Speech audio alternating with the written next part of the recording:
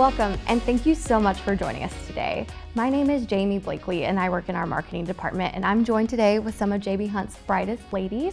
Would y'all like to introduce yourselves? My name is Kira Brott. I'm the Customer Experience Manager for Regional Accounts. I'm Jennifer Nix, and I am a Senior Manager of Customer Success. Hi, I'm Javonna Hinton. I am a Product Owner for Shipper 360. Awesome, thank you guys. And we would like to encourage everyone to join in on the conversation and weigh in on the topics in the chat. With everything going on this year, it's felt really hard to connect with our coworkers and friends, so we just wanted to take some time to connect with these ladies and learn about what they've been up to this year, the holidays, and their thoughts on personal growth during this hard time. So let's get started. One of my favorite things the ERGs have been doing in the past couple years is book clubs. I just finished one with Javannah, White Fragility, and I learned so much from you and the other people in there. Are there any books that y'all have read in the past year or so that have left a lasting impact on y'all? So one of my very favorite books is The Gifts of Imperfection by Brene Brown. I read it about 6 years ago, and it absolutely changed my life. I actually reread it with a mentee this year, and it just kind of came alive again in a lot of different ways as I've matured and grown in my own personal and professional growth journey. And another book that I read this year that I absolutely loved is Untamed by Glennon Doyle. It's really about shaking off society's expectations of yourself and really listening to yourself on the inside. Awesome. I love Brene Brown. She's amazing. But I'll have to check out the Untamed one. Yes, so good. So my book recommendations are really based on fiction. So I love reading fiction books, and this is probably one of those heartbreaking books, but Room by Emma Donoghue. So it really kind of opened my eyes about people's past, remembering that and being a lot more intentional about how I react because I don't know where somebody has come from. But also it makes me appreciate a lot more of the smaller things and kind of see things in a different light of how important they are. So I thought that was just a really important book, absolutely heartbreaking, and prepare to cry your eyes out definitely while reading it, but so important and has definitely helped me through quarantine especially. I've seen the movie, but I've never read the book, so maybe I should read the book. Yes, so the movie was a great representation of the book, but the book also, so many feels. When we've been home, have had a lot of time. I should be reading more, but I've been doing more binge watching TV or listening to a lot of podcasts. Do you guys have any recommendations on those for people during this time? I just finished The Queen's Gambit on Netflix, and it was awesome. It's a limited series, but it's very intense. This is showing my nerdy side because it's about a chess prodigy, but I highly recommend it. And The Crown just dropped yesterday, so I've got a whole new thing to binge. What about y'all? Comfort show, still Grey's Anatomy. I've probably watched it 3 times now, but I can't get enough of it. Did you watch Thursday? Yes. Oh my gosh. I'm sorry, spoiler alert if you have not watched, but at the end, my heart skipped a beat when McDreamy was in that dreamscape. I said, oh, thank you. Mayor Dare is back. Yes, Derek. He came back? In the dreamscape. I know it's not real, but to me it was real. Like, I was like, I'm walking in the sand with him, just, hey, Derek. I was so, oh my gosh, excited. Grey's is just whew, that's a good one. It's shameful, I know. My husband is like, what are you watching on Netflix now? So we watch more of like the teenage, young adult type shows. So we watch Netflix. One of the ones that just came out on Netflix, and forgive me because it just slipped my mind what it is, but it's based on like some New York high schoolers. Is it Dash and Lily? Oh no, we watched Dash and Lily too. Because that was going to be my suggestion. We did just finish Dash and Lily. I didn't think she was going to watch that one with me because I love, y'all, Hallmark Lifetime holiday movies. That's my jam. So when I was watching Dash and Lily, we were sitting outside. Izzy had soccer practice, and I was like, hey, you want to watch this little snippet with me, see if you like it? She watched the first episode, and she was sold. So yes, we did. We watched Dash and Lily, and we finished it, and it's so nice. Now I have the book in my save list for both of us to kind of like read that and compare it with the show. It was really cute. It's a fun little it's very teeny, very young adult, but it's a little holiday romp in New York City with these 2 kids. So speaking of the holiday season and getting into the mood, sometimes buying gifts for coworkers or people you don't really know can be a little odd. Do you guys have any recommendations on things to get for, the people you don't know really well, but you also want to be nice and give them something? Yes. Blankets, 100%. Everybody always wants to be comfy. I don't care what anybody has to say about that. That's a great go-to, and I've received blankets as gifts, and I'm always like grabbing for them whenever I'm like at home and watching TV or something, and I've got blankets like all across my living room that I've received as gifts, and so that's just such a great one. I'm a little persnickety when it comes to like candle scents and things like that, so I don't typically give candles just because scents are so personal. But I think a Starbucks gift card and chocolate always is a winner. Yeah, those are good recommendations. I love that. And to your blankets, like fuzzy socks, oh my gosh. Like at first you're like, man, somebody got me socks. But then when you put those on, it's just like comfort on your feet. I love fuzzy socks as a go-to gift. And then anytime like Old Navy or even Bath and Body Works has some kind of sale, I'm down for that, to give that as a gift as well. Yeah, that's a very good point. I love the cozy socks that have like the aloe vera like infused in them. I don't know if that's true or not, but it feels like it's like a mental thing, and I'm like, these are great. I love giving Audible gift cards, so that's another one that's like, a little, it doesn't have to be super personal, like giving a book, but you can be like, here you go, here's a gift card that kind of, you can pick what you want. What's the best gift y'all have ever received? So I really love to draw in my spare time. So probably, and this is gonna sound so cheesy, I got a pack of paper, and it's still, I got it when I was 5. So keep this in mind. I'm a child, but that was still by far the best gift I have ever received in my life. Like that excitement, I don't think I've ever felt it getting anything else than a pack of computer paper when I was 5 years old. Oh, that's so meaningful. It's sweet. Yeah. What about you, Jennifer? Well, one year for Christmas, I was over at my boyfriend's family's house, and this was my first Christmas with them, and they all draw names because they're such a large family. And his sister puts this giant box in front of me, and I'm thinking, what in the world could this be? And so I open it, and it's an Instant Pot, or an Instapot, and I didn't realize how much I wanted one until that moment, whenever I was just like, oh my gosh, I got an Instant Pot.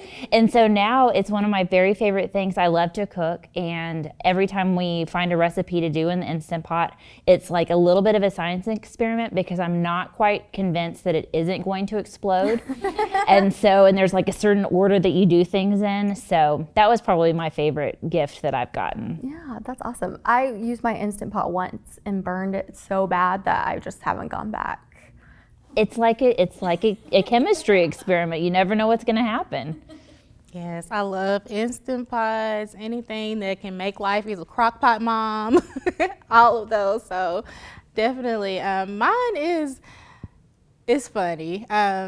I was obsessed with like the Italian Job, so like big on big on Mini Coopers. Yeah. So it was the Christmas, Robert's and my first Christmas together, and that's what he got me, was like a Mini Cooper. Y'all, I was so, not the real one, a little toy. You had the car with like the big bow moment. No. Keep in mind, we were still college students, all on the budget. But it was the little mini one, and I was so excited of like getting the Mini Cooper that I did not realize that it was a little box. And that box, of course, was my engagement ring, which is now part of my wedding band. So he asked me to marry him. It was the day after Christmas, because of course we spent Christmas like with our families, but he put my ring box in the Mini Cooper. Y'all, it was so funny because I realized I ran out, came back, and was like, yes. And you know, but it was just like the whole shock of it. So, and I still have that Mini Cooper to this day in the box, because I'm like, the girls will see it and be like, what's this? And, you know, we would retell them like the story as they got older, like how we got married. Well, he proposed, and they're like, well, can we play with it? No, this is Mama's Mini Cooper. And right now I drive an SUV because, of course, I'm a sports mom. Oldest plays basketball, youngest plays soccer. But I let them know, as soon as you all can drive yourselves, Mommy is getting her for real Mini Cooper. That's such a cute story. Aw. So the holiday season is usually when we get together with our families and our friends. There's a lot of parties, and this year, obviously, that's hard and it's a little different. And so what are y'all doing to stay authentically connected to your friends and family, and even just like coworkers during this season? I have been FaceTiming like crazy. And even my friends, so Apple released this year where you can FaceTime multiple people at once. So my family like gets together on FaceTime parties, and we just have so many laughs and such a good time. And like even my friends will have like a mini night where we'll like watch the same show together, or like we'll have like an art party where each of us will be painting something and kind of like painting with a twist. So definitely staying connected and just checking in so often, making sure that everybody's okay, and of course asking everybody to put on their cameras just because it's so nice to see everybody's face. Mm-hmm. Initially I feel like my team stayed away from doing cameras, and then I was like, I need to see people's faces. And so it is really nice to just like see each other's faces, even if you look like you just rolled out of bed. I'm like, I just want to see you. You're still beautiful to me. With the top knot go to. Yeah. I'm like, don't mind the dirtiness in the background. What about you, Jennifer? Yeah, we, using FaceTime a lot, where we can. My mother is high risk, and so it's been really tough not being able to see her, as often this year. But, we have definitely like gone to sit on her porch, and we'll sit, socially distance and bring lunch, and, really just make sure we're spreading apart. Or she'll even be inside and I'll be outside kind of through the window, you've been seeing on the news. With friends, we'll go and we'll find a place where we can go sit outside, and we'll just bring camp chairs and snacks and just kind of spread out. Virtual coffee. In fact, I just had a FaceTime coffee yesterday with one of my dear friends and talked for an hour and met her new puppy and all of that just, via the screen. So I'm thankful that we have the technology that we do now to kind of get through this, but definitely anxious and ready for a time when we can just kind of all be together. It's interesting because I watch shows now and I'm like, where's their mask? Well, or it was, filmed like whenever ago, and or it's historical or whatever. But it's just so interesting how it has just like permeated everything, so definitely anxious for things to get back to normal. For me, I'm not iPhone, I'm Team Samsung. So my mom, sister, and little brother, we typically, it's how I kind of disconnect from my work day, since I am still working and remote at home, but we get on like the Facebook Messenger and do like our video calls from there. And it's fun too, because we're able to like sometimes fun it up like doing the face filters. And y'all, my Grams, she is in her 80s, but you can't tell her any different. But sometimes she's at my mom's to, just hang out with her, and she'll get on like the face, and she's like, and she'll call me by my nickname, which I will not share with y'all, but she's the only one that can call me that. And it's just cool because, we miss having that connection since they are so far away. But now that, we are in these times, we've been able to like adapt to that technology.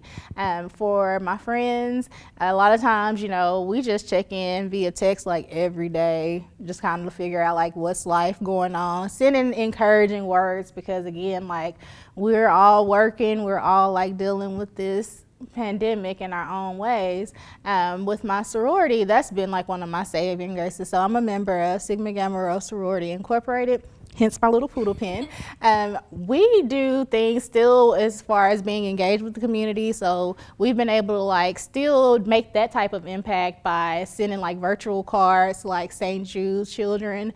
We even did like a paint and sip party for our Founders Day where we had a cute little poodle that we painted, and it was just cool to be able to like engage in that way, because we kind of missed that, being able to like serve together, have our sisterhood socials together, but just being able to like interact that way has been great.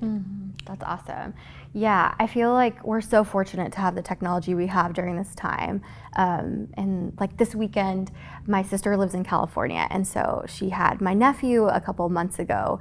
And so this weekend, my whole family, I got us all together on a Zoom call so we could meet my little nephew Ethan. And I'm like, I don't know that we would have thought to do that before like this pandemic season.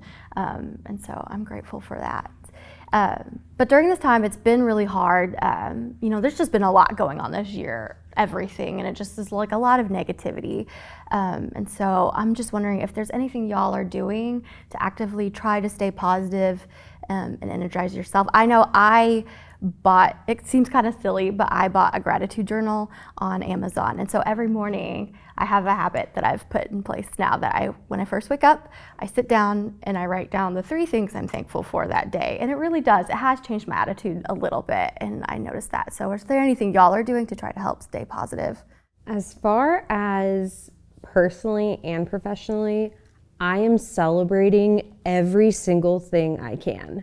If I have a good customer phone call, if I had a really great meeting with my team, if my team has something, like even if they won an extra $25 on a load, I am like, okay, Grey's Anatomy style, let's dance it out, let's celebrate, let's have a great time. One of my employees loves Careless Whisper by George Michael, and so we put that on and danced it out to the George Michael. But yeah, just really making an effort to be intentional about saying, wow, what a great job, what a great call. And not just like, professionally with my team and like my internal people, but my customers too. I'm like, hey, wow, fantastic. Thank you so much for your help. This is great. Best day ever. They're just like, wow, we're really glad you appreciate us. Like, this is fantastic. We need this in our workday. So just kind of celebrating as much as I can, being intentional about it, and kind of, I don't want to say forcing other people to celebrate with me, but kinda. I love that. For me, just trying to stay positive has really been grounded in trying to move my body as much as I can. I didn't realize how much I moved around just kind of being in the office, walking to get water or use the restroom or whatever.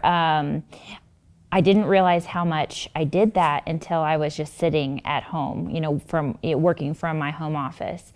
And so I had to be very intentional about getting outside and going for a walk, or getting fresh air and sunshine, or going for a bike ride, or just doing those things that would kind of burn off a little bit of that anxious energy. Because if I don't, for me, that is a fast track to, negativity. And so that's definitely been something. But I've also really had to learn to give myself a lot of patience and grace, that we are kind of living in very, very unprecedented times. And even when we aren't doing anything, we are kind of bombarded with just kind of the seriousness of everything all of the time. And that really does take a toll on us.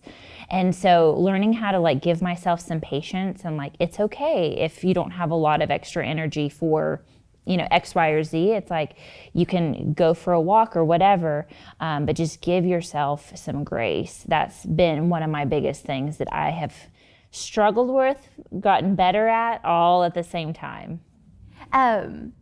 Why is empathy and connection in the workplace so important? I know we've talked about it some in like the Dare to Lead discussions, but for those who weren't in there, what are y'all's thoughts on that?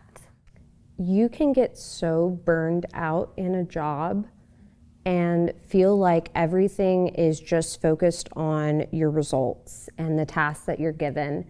And just remembering that we're people, one, it can make it so much more enjoyable. so much more rewarding to understand that, my feelings are being taken into consideration.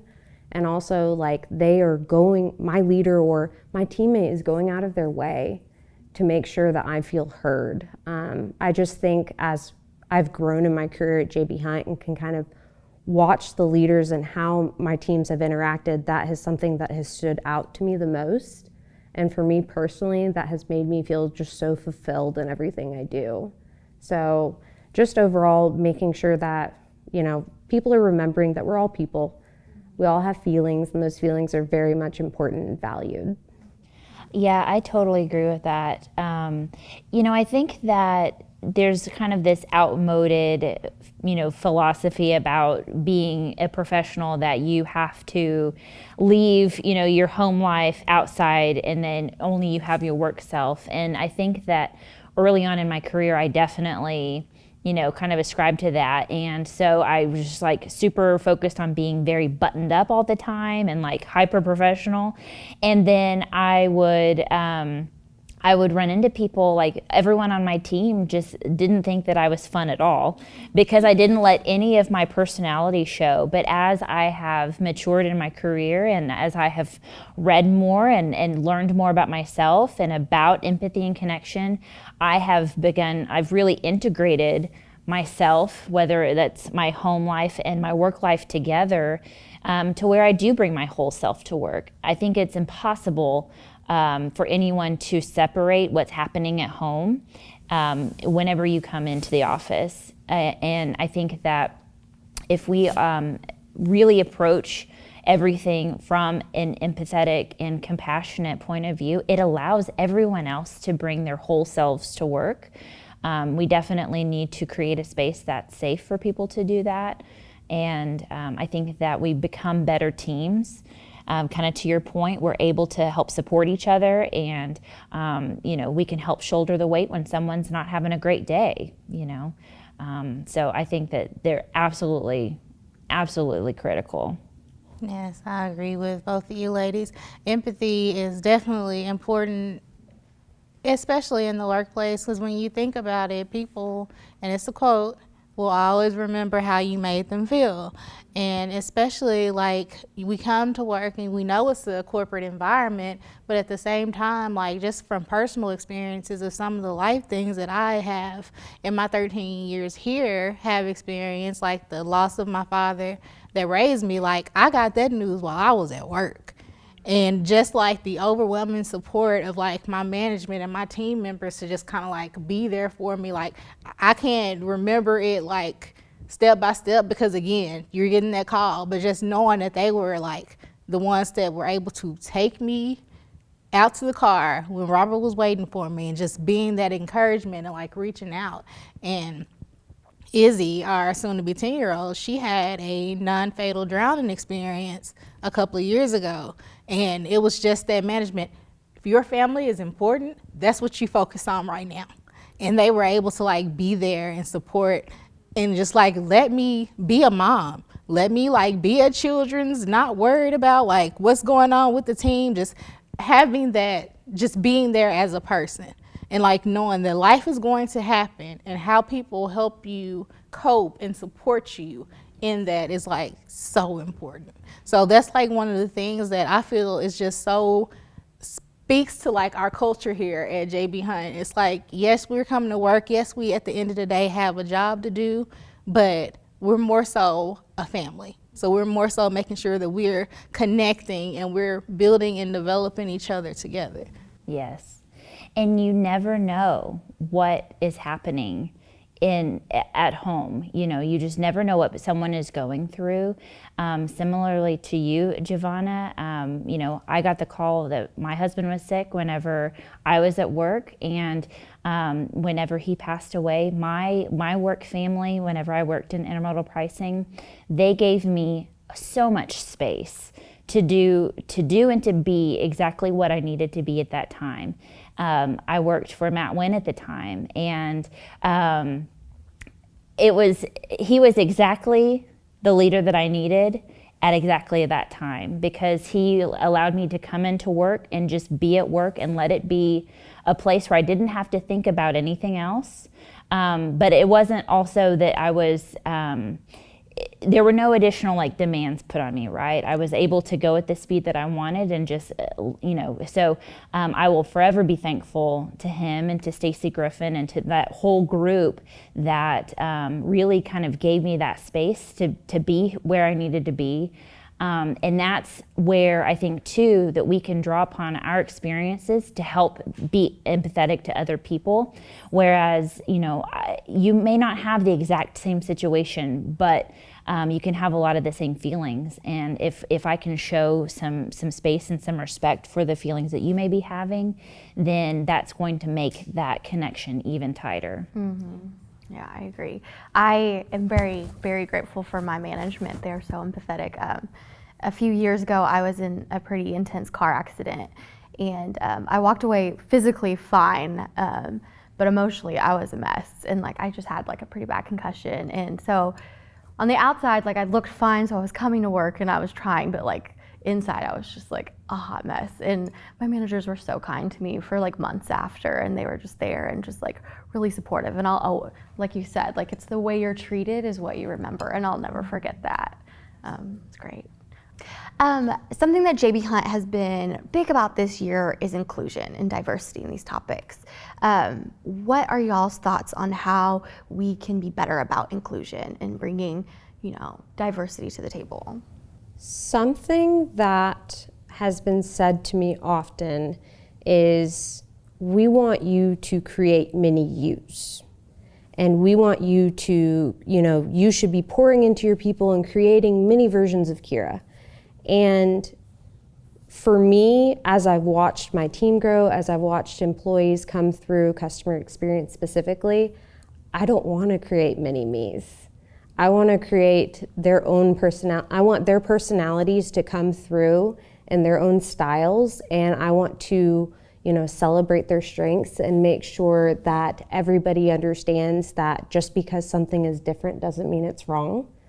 So I've been very, and I keep saying this word a lot, but very intentional about making sure my team understands that and everybody I work with understands that as well. So we have been very vulnerable as a group and understanding, hey, educate me on why you're thinking this way and tell me more. I want to better understand. So just being very open to that and having those conversations and really accepting and working with my employees, my teammates, my peers, has really helped our team. And honestly, having that attitude has just grown us as a stronger team. And so very, very thankful that we've kind of started moving in that direction. That's incredible. Awesome. What are your thoughts, Jennifer? So inclusion to me is something that is so important, and I think that the kind of the word that has emerged in 2020 that I just absolutely love is intersectionality. And I think about how GROW was our first employee resource group that was founded 6 years ago, and since then we have LEAD, and we have VERG, and we have Emerge, and now we have Plus. And we think about all of the different yous, as you were talking about, the mini yous, all of the different versions of ourselves or the different identities that we wear. I'm Jennifer. I identify as female. I'm white. I'm all of these things. Not one of those is better than anything else, but the fact that we have an intersection of lots of different things about us. Those are all things that can be celebrated, and different ways that we can connect to learn from each other. And so I am just so excited to see all the different strides that we've made at JB Hunt, over the years. I had the privilege to watch one of the early Plus sessions where it was even talking about vocabulary, and I learned so much in that. And I think the more that we can do to create awareness and just be intentional about learning about each other and celebrating the things that make us different, will help us to understand that we are all so much more similar than we are different.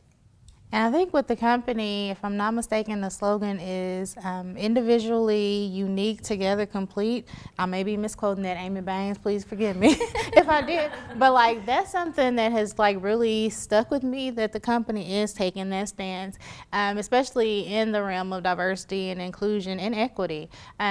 Being that I am a woman, I am an African-American woman, like things are different in all transparency of like how I'm often seen, how I'm often interacted with.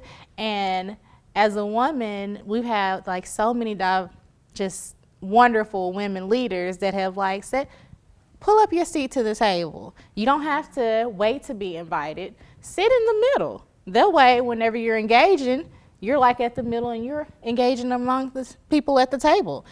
And I love that because we have so many that will champion you, that will sit there and like be like a sponsor without you even asking on, okay, what are your goal sets? What do you want to be as far as like in the company?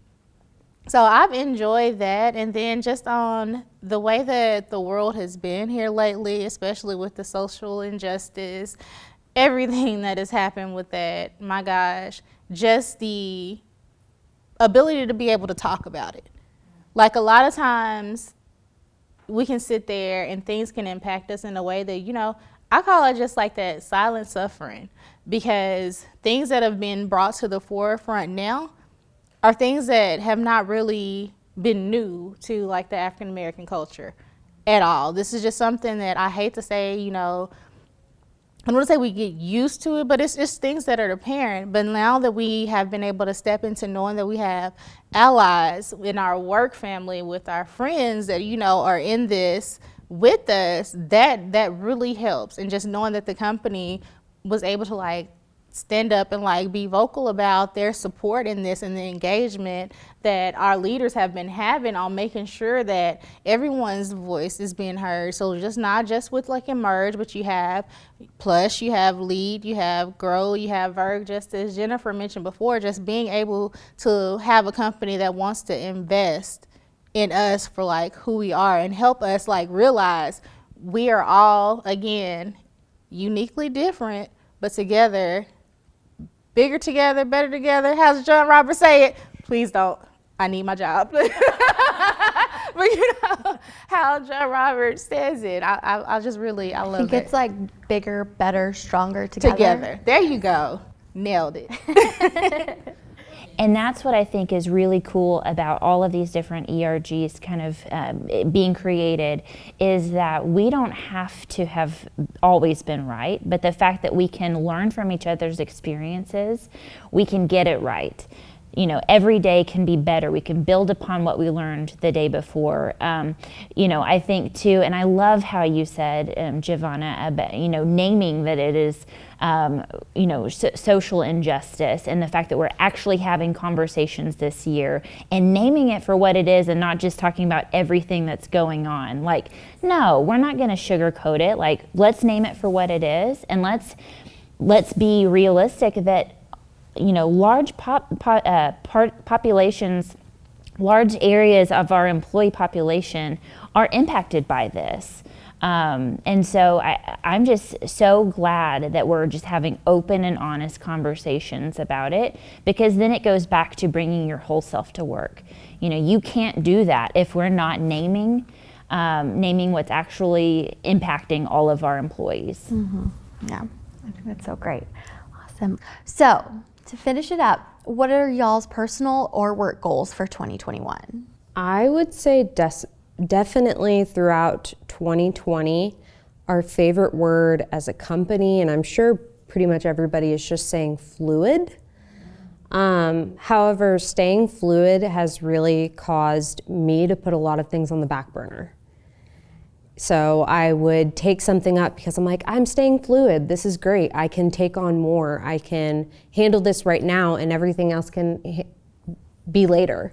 So like things like, you know, employee development, and I'm developing them through different ways, but the things that are really important, or even the small things like, you know, reading that extra book a week, going through and taking that time for myself. So having a lot more discipline and following through with that would definitely be one of my goals, at least. I would say for 2021, I am still going to be pretty new into my new role. And every time that I've transitioned roles, I've tried to learn, kind of apply what I've learned in the past and approach each new transition a little bit differently. And so for transitioning into this new role and then into the new year, trying to be a little bit more mindful about how I wrap up a week and then plan for the next week. And so that whenever I do, kind of leave for the weekend, that I can really focus on recharging my battery and kind of giving all of my attention to my family. And then that way, whenever I come back, refreshed and ready to tackle, that next week's duties. And so I would just say a lot of really intentional time management and focus on really setting clear priorities for each week.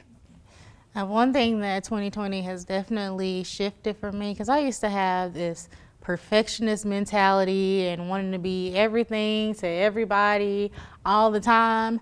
No, we're not going to do that going into 2021. So one thing that I have intentional is my word. So don't I know I use it a lot, girl, keep using it, because it helps people like me remember that I'm going to be very intentional in 2021 with what I give my time to and honoring my no. Like, there's a book that's The Best Yes. I used to say that all the time, that's not my best yes right now. But no, really, I'm just going to be intentional on 2021 being like my year of no. If it's something that, is not going to move anything forward, be like a positive for other people, that's going to be something that's going to drain on my life force, no. And just be okay with it. Not going to be guilty about it. No. That's wonderful. I love that. I need to be better about that too. Well, thank you guys so much for joining us today. I had so much fun. It was so nice to just get to sit down and talk. And I hope y'all also enjoyed this. Thank you so much for tuning in, and we'll see y'all in 2021.